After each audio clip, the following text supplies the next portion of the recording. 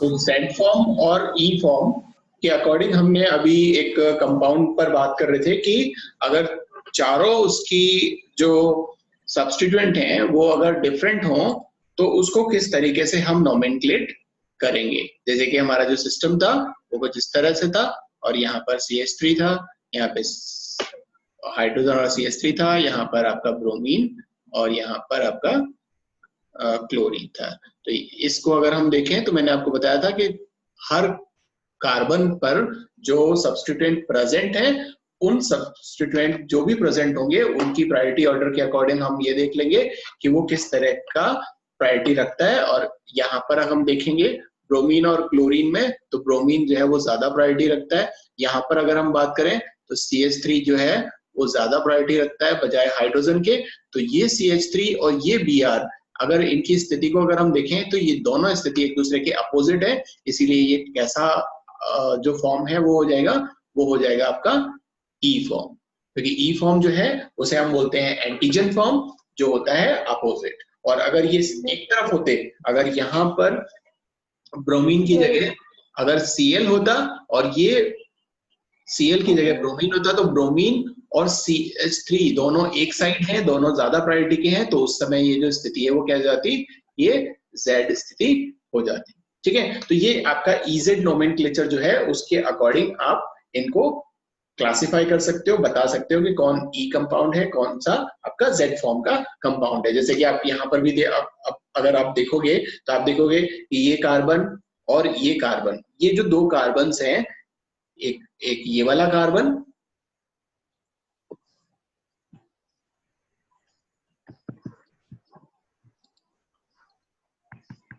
एक ये कार्बन और एक ये कार्बन, इन दोनों पर एक पर Cl है और एक पर CH3 ग्रुप है, इस पर आप Br ग्रुप है और फ्लोरीन ग्रुप है। तो यहाँ पर आप देखोगे तो ब्रोमीन जो है वो फ्लोरीन से ज्यादा प्रायोरिटी रखता है और यहाँ पर Cl जो है वो CH3 से ज्यादा प्रायोरिटी रखता है। और दोनों किस तरफ है, दोनों जो ज्यादा प्रायोरिटी के हैं वो एक तरफ है।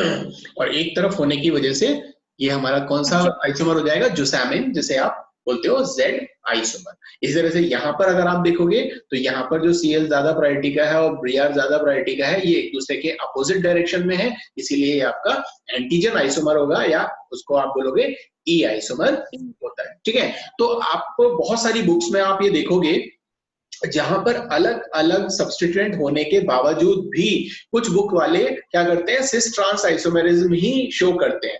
ठीक है, जो सरासर गलत है। अगर आपके पास में सारे के सारे सब्स्टिट्यूएंट उन डबल बॉन्ड से जुड़े हुए कार्बन पर जो उपस्थित हैं सब्स्टिट्यूएंट, वो अगर सभी डिफरेंट हैं, तो उसके लिए आपको EZ नोमेनक्लेचर जो सिस्टम है, उसी EZ नोमेनक्लेचर सिस्टम को काम में लेना चाहिए, ना कि सिस ट्रांस आइसोमेरिज्म सिस्टम को। ठीक है ना, सिस ट्रांस आइसोमर्स वही होते हैं जहां पर आपके कम से कम दो सब्स्टिट्यूएंट एक जैसे हो, तब आप वहां पर उस तरह की नोमेनक्लेचर कर सकते हो।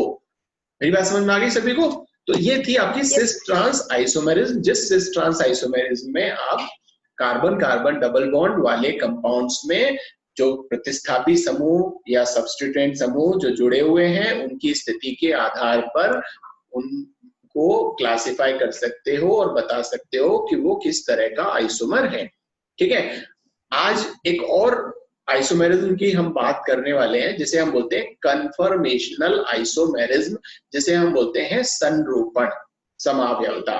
ठीक है, अब ये जो संरूपण समावयवता है ये क्या है? जैसे अभी थोड़ी देर पहले हमने जब बात की थी और वहां पर हमने दो टेट्राहेड्रल्स को आपस में हेड टू हेड जोड़ा था और फिर देखा था कि हम इसको घुमा सकते हैं या नहीं घुमा सकते, तो वो फ्री रोटेशन वहां पर हमको मिल रहा था। तो फ्री रोटेशन अगर वहां पे मिल रहा था तो वो ज्योमेट्रिकल आइसोमेरिज्म की शर्त को पूरा नहीं करता था, इसी वजह से हमने कहा था कि वो ज्योमेट्रिकल आइसोमेरिज्म शो नहीं करेगा। तो ज्योमेट्रिकल आइसोमेरिज्म शो करने के लिए हमने वहां कहा कि सब डबल बॉन्ड होना चाहिए और रेस्ट्रिक्टेड रोटेशन होनी चाहिए, मतलब कि रोटेशन फ्री रोटेशन नहीं हो। लेकिन यहाँ कन्फर्मेशनल आइसोमेरिज्म जब हम पढ़ते हैं तो कन्फर्मेशनल आइसोमेरिज्म में जो हमारे कंपाउंड हैं वो जब आपस में जुड़े हुए हैं तो उनकी फ्री रोटेशन होनी चाहिए। तो फ्री रोटेशन के लिए हमारे पास में क्या होना चाहिए कि सब कार्बन कार्बन जो है वो सिंगल बॉन्ड से कनेक्टेड होना चाहिए। अगर वो सिंगल बॉन्ड से कनेक्टेड है तब तो वो क्या शो करेगा, कन्फर्मेशनल आइसोमेरिज्म शो करेगा। और अगर वो सिंगल बॉन्ड या सिग्मा बॉन्ड से कनेक्टेड नहीं है तो वो कन्फर्मेशनल आइसोमेरिज्म शो नहीं करेगा। तो इस पर हम थोड़ी सी अगर हम यहाँ बात करें और मैं आपको यहाँ पर बताऊं कि ये किस तरीके से काम कर रहा है, तो यहाँ पर आप देखो कि ये कार्बन और ये कार्बन ये सिंगल बॉन्ड से जुड़े हुए हैं, ठीक है। और यहाँ पर इनकी कोई भी इसमें इसमें प्रतिस्थापी कैसे भी हो, जरूरी नहीं है कि इसमें अलग अलग हो या एक जैसे हो, कैसे भी प्रतिस्थापी हो सकते हैं। तो यहाँ पर सबसे सिंपलेस्ट जो एक सिस्टम है वो मैं बना रहा हूं, जिसे हम बोलते हैं इथेन। और इस इथेन में सभी के सभी हाइड्रोजन्स कार्बन से जुड़े हुए होते हैं, ठीक है। तो ये सिस्टम जो है वो क्या करेगा, वो आपका कन्फर्मेशनल आइसोमेरिज्म शो करेगा। अब हम देखो हम क्या कर सकते हैं, इस स्थिति को एक जैसा रखते हुए या स्टेशनरी रखते हुए या स्थिर रखते हुए इसको ऊपर से घुमा सकते हैं, ठीक है। अब हम जब इसको घुमाएंगे तो हमारे पास में ना इनफाइनाइट नंबर, मतलब कि अनंत ऐसे स्थितियां आएंगी कि उसका जो रूप है वो बदल जाएगा और वो अलग अलग टाइप के रूप के अंदर अपने आप को शो करेगा। और अब उसको हम अलग अलग टाइप के आइसोमर बोलेंगे, जिसे हम बोलते हैं कन्फर्मर्स, जब हम कार्बन कार्बन सिंगल बॉन्ड के प्रति उसको रोटेट करके लेते हैं। तो अब देखो इस तरीके से अगर मैं यहाँ पर जो शो किया हुआ है इस तरीके से हम इसको समझ नहीं सकते, तो इसको समझने के लिए हम एक न्यूमैन प्रोजेक्शन फार्मूला जो है वो काम में लेते हैं। अब न्यूमैन प्रोजेक्शन फार्मूला आपने अगर पहले पढ़ा हो, ठीक है ना, तो आप देखोगे कि न्यूमैन प्रोजेक्शन फार्मूले से हम किस तरीके से किसी भी कंपाउंड को प्रोजेक्ट कर सकते हैं। तो न्यूमैन प्रोजेक्शन फार्मूला क्या है कि ये जो फ्रंट कार्बन, इसे हम मान लेते हैं फ्रंट कार्बन, ये वाला कार्बन, और इसे मान लेते हैं पीछे वाला कार्बन। क्योंकि जैसे मान लो कि ये पेन है, इसमें एक सिरा जो है ये एक कार्बन है, दूसरा सिरा जो है ये कार्बन है। और अगर मैं इसको इस तरीके से दिखाऊं आपको, तो आपको केवल एक सिरा दिखाई देगा जो सामने वाला है, पीछे वाला जो कार्बन है वो आपको दिखाई नहीं देगा। तो पीछे वाला कार्बन जो आपको नहीं दिखाई दे रहा, सिर्फ सामने वाला दिखाई दे रहा है, तो हम न्यूमैन प्रोजेक्शन फार्मूले से इसको प्रदर्शित करने की कोशिश करेंगे या डिपिक्ट करने की कोशिश करेंगे कि वो किस तरीके से है। तो देखो फ्रंट कार्बन को हम यहाँ पर एक सर्कल से बताते हैं कि ये फ्रंट कार्बन है, और इस फ्रंट कार्बन से ये मान लीजिए कि ये आपका फ्रंट कार्बन है ना, इसको हम मान लेते हैं ये फ्रंट कार्बन, ठीक है, ये फ्रंट कार्बन है आपका, ठीक है। ये और इससे कितने प्रतिस्थापी जुड़े हुए हैं, 1 2 3। तो ये 3 प्रतिस्थापी हम इसको ऐसे करके दिखा देते हैं कि साहब ये 3 प्रतिस्थापी जुड़े हुए हैं, और ये 1 हाइड्रोजन, ये 2 हाइड्रोजन, और ये तीसरा हाइड्रोजन। अब जो पीछे वाला जो कार्बन है, अब आपको ये बॉन्ड तो दिखाई नहीं देगा, ये वाला जो बॉन्ड है इस कार्बन और इस कार्बन को जोड़ने वाला, ये जो बीच का बॉन्ड है, ये तो जब हम ऐसे करेंगे तो दिखाई नहीं देता, ठीक है। तो हम क्या मानेंगे, हम ये मानेंगे कि इस कार्बन के पीछे जो बॉन्ड है, पीछे जो कार्बन है वो एक बॉन्ड से जुड़ा हुआ है, और उससे भी क्या है, उससे भी ये 3 हाइड्रोजन्स जुड़े हुए हैं। तो इन 3 हाइड्रोजन्स को हम यहाँ पर दिखा देते हैं कि ये सब 1 हाइड्रोजन ये है, 1 हाइड्रोजन ये है, और 1 हाइड्रोजन ये है। तो ये हमारा न्यूमैन प्रोजेक्शन फार्मूला है जो हम काम में ले रहे हैं। किसके लिए हम काम में ले रहे हैं, इथेन के लिए, ठीक है।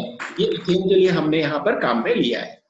अब देखो यहाँ पर मैं इसको घुमाता हूं, अब ये ऐसी स्थिति है, अब मैं यहाँ पर इस वाले ये जो पीछे वाला जो कार्बन है इसको घुमाऊंगा और सामने वाले कार्बन को एज इट इज रखूंगा। तो देखो सामने वाले कार्बन को अगर मैं एज इट इज रखता हूं तो मेरी फिगर कैसी आएगी, ये कुछ फिगर इस तरीके की आएगी। तो देखो मैंने पहले भी आपको फ्रंट कार्बन इसी तरीके से शो किया था, हाँ या ना, ठीक है। yes. और अब जो पीछे वाला जो कार्बन है उसको मैं यहाँ रोटेट करता हूँ, तो देखो जो इसके पीछे वाला कार्बन जो इसके बिल्कुल पास में था, सॉरी पीछे वाला जो हाइड्रोजन जो है वो बिल्कुल इसके पास था, उसको मैं अब यहाँ कर देता हूँ।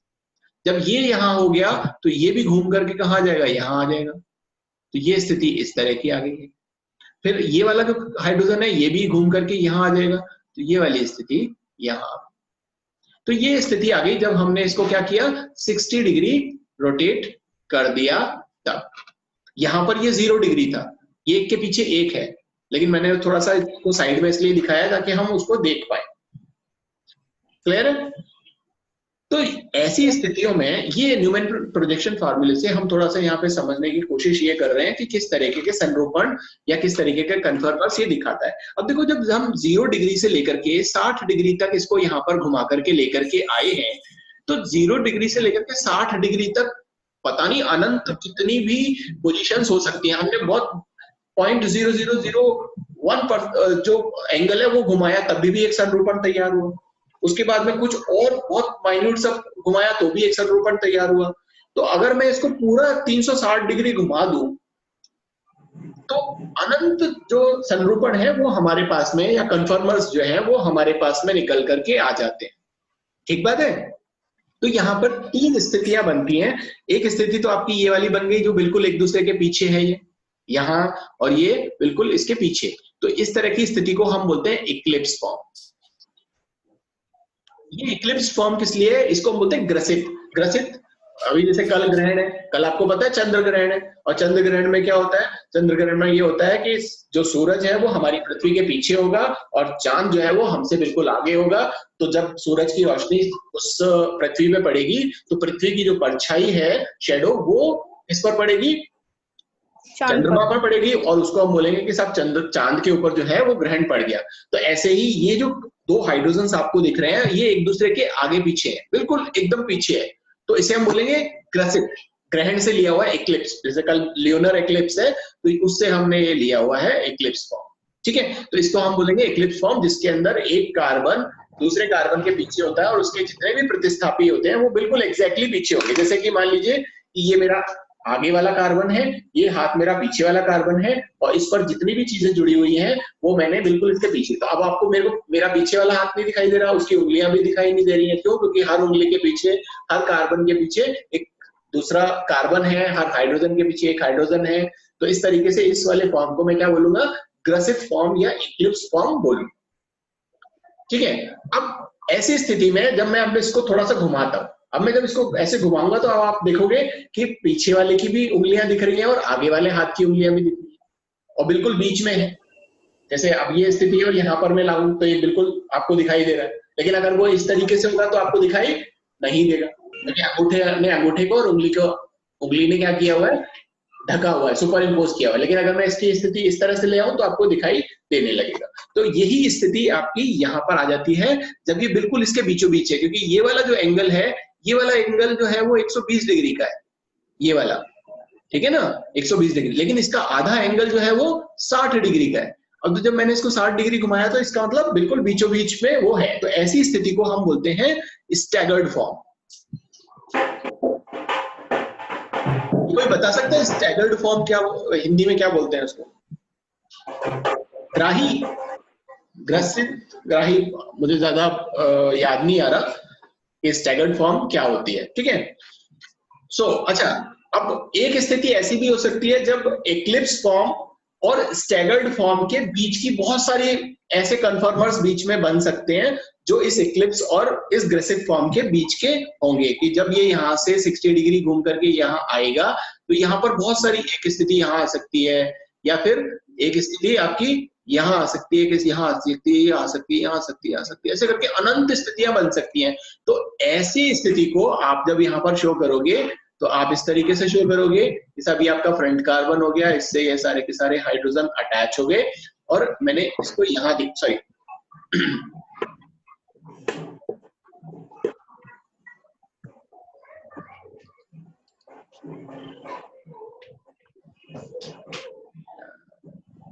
करते ही पता नहीं क्या हो जाता है।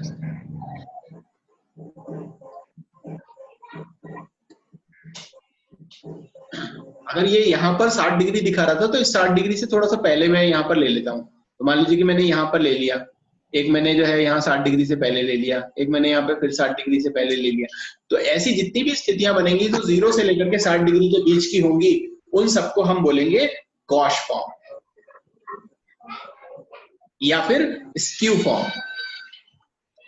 तो ऐसे करके यहाँ पे 3 कन्फर्मर्स आपके बनते हैं। एक बनता है आपका इक्लिप्स फॉर्म, एक बनता है आपका स्टैगर्ड फॉर्म, और एक बनता है हमारा गॉश या स्क्यू फॉर्म। ठीक बात है। अब इसको अगर हम यहाँ पर थोड़ा सा देखें ये इस तरीके से। तो यहाँ पर आप देख रहे हो कि ये जो स्थिति है आपकी, यहाँ पर कार्बन के पीछे कार्बन है और इसके पीछे बिल्कुल हाइड्रोजन के पीछे हाइड्रोजन है और ये इक्लिप्स फॉर्म आपकी प्रेजेंट है। इस तरह से यहाँ पर जब हमने इसको 60 डिग्री घुमाया, देखो हमने 60 डिग्री घुमाया, तो ये जो आपके जो दो हाइड्रोजन आपको रेड कलर के दिख रहे हैं, उसमें आप ये देखोगे ये वाला हाइड्रोजन तो हम बिल्कुल फ्रंट कार्बन वाले को बिल्कुल स्थिर रख रहे हैं, उसमें हम कोई चेंज नहीं कर रहे हैं। हमने पीछे वाले कार्बन को घुमाया 60 डिग्री और ये हाइड्रोजन यहाँ पर आ गया और ये आपकी स्टैगर्ड फॉर्म हो गई, जो बिल्कुल इसके बीच की स्थिति आ रही। उसके बाद में हमने क्या किया, फिर इसको 60 डिग्री घुमाया तो 60 और 60 हो गए 120 डिग्री। अब 120 डिग्री हो गए तो फिर ये एक दूसरे के आगे पीछे हो गए, फिर ये इक्लिप्स फॉर्म तैयार हो गए। फिर हम इसको 60 डिग्री घुमाएंगे तो अब 180 डिग्री हो गया ये, और फिर ये स्टैगर्ड फॉर्म, फिर 60 डिग्री घुमाएंगे फिर स्टैग, और फिर ये इस तरह से स्टैगर्ड फॉर्म। तो 300 डिग्री हो गया। अब 60 डिग्री फिर घुमाएंगे तो 60 डिग्री जब पूरा का पूरा घुमाएंगे तो ये हाइड्रोजन फिर इसके पास में आ जाएगा और ये स्थिति जो है वो सेम इस स्थिति के जैसी हो जाएगी, ठीक है। और इसके बीच की जितनी भी स्थितियां होंगी, ये जो 360 डिग्री हमने जब घुमाया इसको, और ये जो 60, 120, 180, 240, 300 और 360, इनके बीच की इसके अलावा जितनी भी स्थितियां होंगी वो सारी की सारी कौन सी स्थितियां होंगी, जिसको हम बोलेंगे गॉश या स्क्यू फॉर्म। तो स्क्यू और गॉश फॉर्म्स क्या है, बहुत सारी हैं।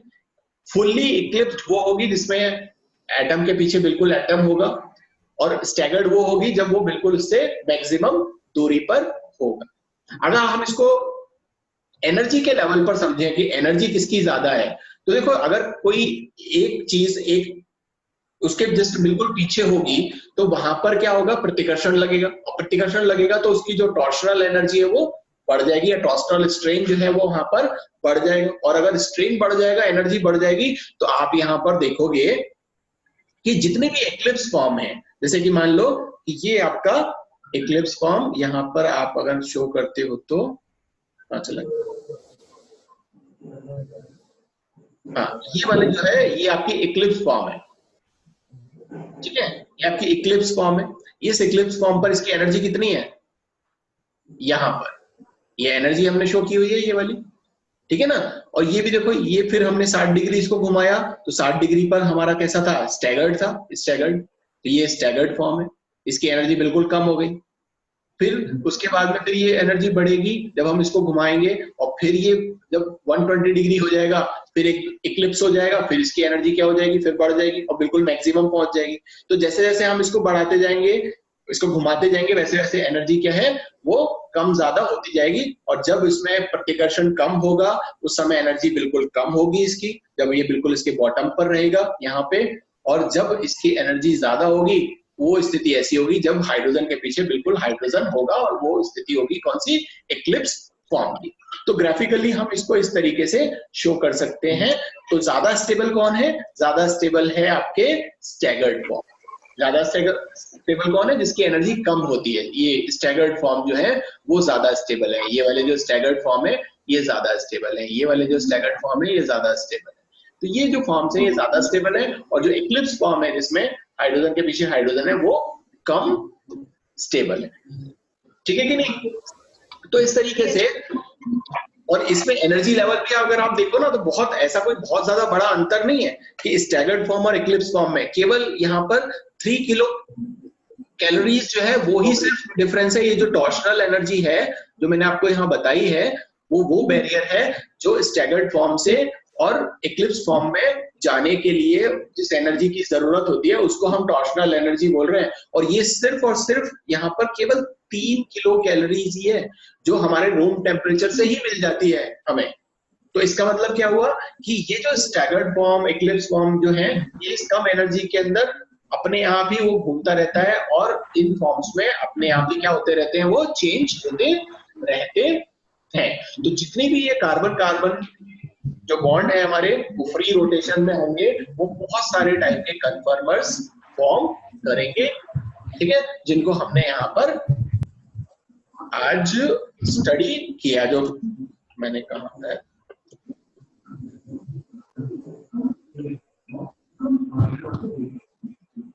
ये न्यूमैन प्रोजेक्शन फार्मूले में ये जितने भी आपके स्टैगर्ड और इक्लिप्स फॉर्म होंगे उनकी एनर्जी और गॉश फॉर्म की एनर्जी के अकॉर्डिंग आप ग्राफिक उसको एनर्जी डायग्राम से, प्रोफाइल डायग्राम से भी शो कर सकते हो, और इनकी जो स्टेबिलिटी है वो आप उस एनर्जी डायग्राम से बता सकते हो कि कौन ज्यादा स्टेबल है और कौन कम स्टेबल है। ठीक बात है? तो आज के लिए हम इतना ही देखेंगे। कल हम बात करेंगे कि ये किस तरीके से जो दूसरे हमारे कंपाउंड्स हैं, जैसे आज हमने सिर्फ इथेन की बात की है कि इथेन किस तरह के कन्फर्मर्स शो करता है, कल हम ब्यूटेन की बात करेंगे, या जो साइक्लिक कंपाउंड्स होते हैं उनकी बात करेंगे कि वो किस तरीके से कन्फर्मेशनल आइसोमेरिज्म शो करते हैं।